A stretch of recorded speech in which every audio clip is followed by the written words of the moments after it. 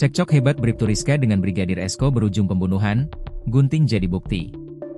Akhir cekcok hebat antara Bribtu Rizka Sintiani dengan Brigadir Esko Fascarelli berujung pada pembunuhan.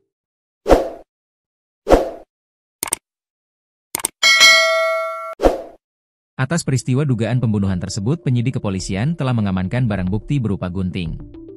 Sementara barang bukti lainnya masih dicari polisi karena sampai saat ini belum ditemukan.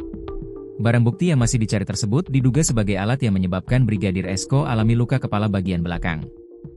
Wakapolres Lombok Barat Kompol Ika Dekmetria mengungkapkan bahwa Esko dan Rizka sempat terlibat cekcok. Diduga dipicu perselisihan berlatar ekonomi antara pelaku dan korban berujung kekerasan yang mengakibatkan korban mengalami luka serius dan meninggal.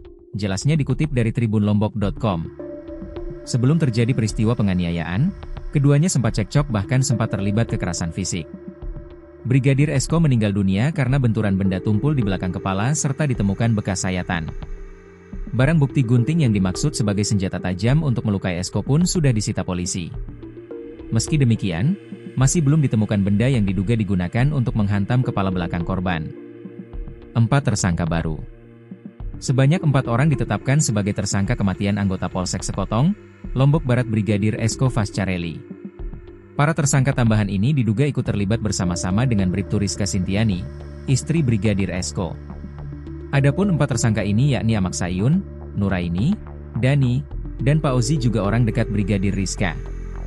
Esko ditemukan tewas di kebun belakang rumahnya Dusun Nyur Lembang Dalem, Desa Jembatan Gantung, Kecamatan Lembar, Lombok Barat, Minggu, 24 Agustus 2025. Rupanya, 4 orang lain membantu Rizka untuk menyembunyikan peristiwa yang menyebabkan Esko meninggal dunia.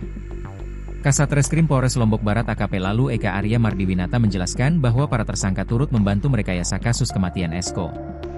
Caranya dengan membuatnya seolah-olah sebagai kasus bunuh diri karena tubuh Esko ditemukan terikat tali di belakang rumahnya. Turut serta melakukan kejahatan dan dikaitkan dengan sengaja membantu RS, Rizka, dan sengaja menyembunyikan orang yang sudah melaksanakan kejahatan, terang Eka.